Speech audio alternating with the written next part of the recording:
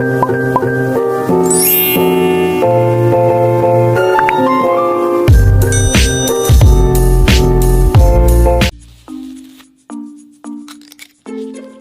pemirsa Gue Punya Cerita. Kenalin, nama gue Damar, biasa dipanggil Damski. Gue tinggal di Yogyakarta.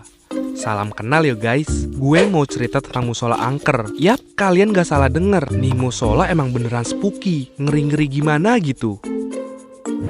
Cerita ini bermula dengan beredarnya cerita warga. Katanya, musola di kampung gue ada hantunya. Gak main-main guys, hantunya itu Falak. Lu pada tahu kan hantu Falak? Taulah. Masa enggak? Kalau nggak tahu, Google aja ya. Jujur, desas-desus cerita horor tentang musola ini udah berlangsung lama. Cuma gue pribadi sih nggak pernah ngalamin ya. Ya gimana mau ngalamin? Gue sholat aja telat mulu, apalagi sholat di musola. Oh my lord, ampunilah dosa hambamu ini. Oke lanjut. FYI, depan musola itu ada kuburannya guys. Di samping kuburannya ada rumah. Nah, itu rumah temen gue, namanya Mamat. Dia temen gue dari kecil. Rumahnya Mamat tuh sering banget didoain. Bahkan setiap malam Jumat kali tuh diasinin. Katanya sih, karena rumahnya dekat kuburan, jadi harus dibentengi dengan doa-doa biar makhluk halus tidak bertamu sebelum diundang. Hahaha, canda ya pemirsa. Nah, pernah ada cerita nih guys. Jadi waktu itu pernah ada orang malam-malam datang ke musola itu. Gue sih nggak tahu ya niatnya apa. Tapi waktu mereka injekin kaki di dalam musola itu, katanya rasanya kayak gelap satu ruangan. Bener-bener gelap, nggak bisa lihat apa-apa. Padahal ada jendela yang harusnya ada cahaya dari bulan dan bintang. Tapi ini nggak ada sama sekali. Dari situ dia kebingungan dan ketakutan karena semua terjadi begitu cepat.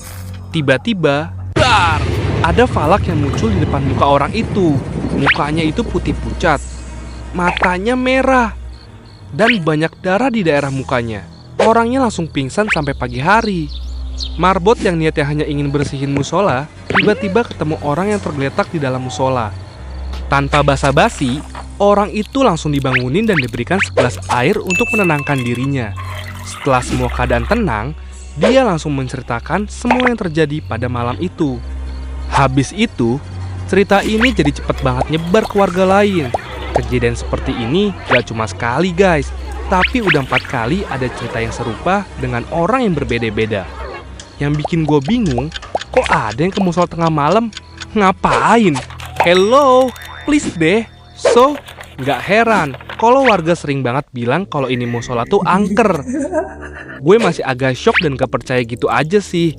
Karena kayak kok bisa sih sampai ada kejadian kayak gini berulang kali. Nah, ditambah gue ini orangnya penasaran. Jadi gue sama Mamat mau ngebuktiin sendiri. Bener gak sih ada Falak di musola itu? Kalau emang bener, bisa jadi experience tak terlupakan buat gue. Malam-malam gue sama Mamat janjian ketemuan di depan rumahnya sekitar jam 11 malam. Cuma ya sebagai warga plus 62 yang baik, gue agak ngaret sih. Singkat cerita, kita langsung ketemuan dan langsung ke musola itu. Dan tanpa perbekalan apapun, cuma bawa badan aja. By the way, gue bohong ke ortu gue sih. Gue bilangnya izin nginep di rumah Mamat. Dan ya diizinin sih, namanya juga cowok. Ya kali deh gak boleh, bisa kena mental gue. Back to the story. Sesampainya di sana, masih aman aja nih. FYI, kita nggak nyalahin lampu musola karena takut ketahuan warga. Jadi kita kesini gelap-gelapan, ngandelin sinar bulan dari jendela musola sama flash dari HP. Mamat selingak-selinguk liatin semua sudut ruangan. Gue juga ngikutin gitu. Sampai tiba-tiba ada yang niup nafas di leher gue cuy. Pas gue nengok, nggak ada siapa-siapa. Mamat yang lihat gue langsung nanya, "Kenapa lu Dam? Gak apa-apa kan lu?" Gue yang so cool berusaha bohong. "Gak apa-apa, nyamuk doang ini mah." Tapi gak berserang lama, Mamat kayak mau kesandung gitu. Gue kaget dong. "Hati-hati Mat." Terus Mamat natap gue ketakutan. "Dam, barusan ada megang tangan gue." Gue refleks mengelak biar suasana gak mencekam. "Ah, yang bener lu. Santai aja kali." Padahal gue sendiri takut.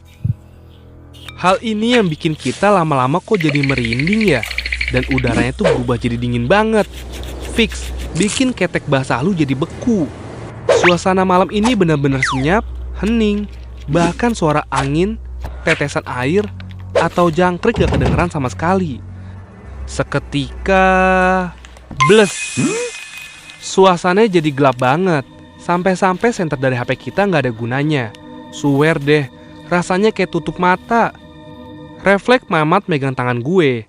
Oke, ini agak awkward, tapi gue mending digandeng Mamat deh daripada digandeng yang lain. Mulut kita mulai komat-kamit baca doa, sengenanya aja di kepala. Pas kita mau balik badan keluar dari musola, ada pocong plus tuyul woi. Anjir, apaan nih? Bukan main. 2 setan muncul secara bersamaan. Ini emang bukan kayak falak sesuai isu yang beredar di daerah gue, tapi mereka gak kalah seremnya. Gue coba merem sambil gemeteran pegang tangan si Mamat. Gak selang berapa lama, gue beraniin diri melekin mata buat mastiin tuh setan masih ada apa enggak. Alhamdulillah, gue liat keadaan aman karena setan tadi udah hilang. Tapi sialnya, waktu gue liat si Mamat, ternyata dia udah pingsan. Anjir, dari tadi gue megangin tangan dia, tapi dianya pingsan. Gue nunduk di sebelah Mamat sambil berusaha sadarin dia. Mat, bangun Mat. Asli, susah banget banguninnya. Padahal gue tabok-tabokin tuh mukanya. Waktu gue masih berusaha bangunin dia, tiba-tiba kayak ada sehelai kain yang nyentuh persis belakang gue. Serrrr, langsung merinding mampus gue. Gue inget kata orang, salah satu cara buat ngalahin rasa takut itu dengan ngeliatin balik ke arah yang kita takutin, biar tuh setan hilang dan ngiranya kita itu berani. Gak pikir panjang, gue yang udah ketakutan pura-pura beraniin diri langsung zikir dan balik badan. Astagfirullah. Dan yang gue lihat emang ternyata kosong. Lega gue. Gue balik badan lagi ke arah si...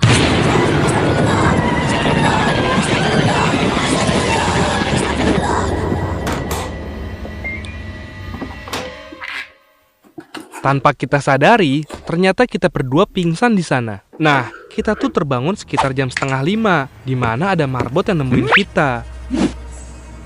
Gawat. Gue takut aja diaduin sama ortu gue. Parahnya lagi, gue bakalan malu kalau jadi omongan warga karena pingsan di musola. Anehnya, pas gue bangun itu musolanya nggak bener-bener gelap kayak sebelumnya. Sekarang tuh ada cahaya yang masuk lewat jendela, jadi sekeliling kita tuh kelihatan. Akhirnya, kita memutuskan untuk wudhu dan ikut sholat subuh di dalam keadaan yang masih linglung. Kosong rasanya. Abis itu, kita pulang deh ke rumah masing-masing.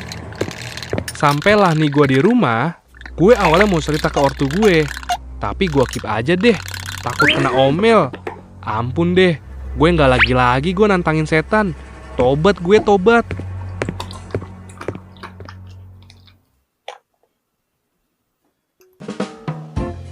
Nah, gitu deh cerita pengalaman gue di musola angker. Pesan dari gue, jangan pernah nantangin sesuatu yang bukan di ranah kita. Kalau dengar cerita-cerita mistis, ya cukup mendengar aja. Jangan dicari tahu lebih lanjut. Ntar yang ada jadi kayak gue.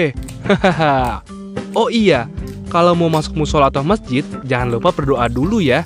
Jangan asal masuk, karena juga ada etikanya untuk masuk ke rumah ibadah. Kalian harus menghargai tempat ibadah dengan berdoa sebelum masuk. Pastiin dalam keadaan suci. Ngerti nggak lu? Kalau nggak ngerti, Google sendiri deh doanya. Intinya, kita nggak boleh sembarangan.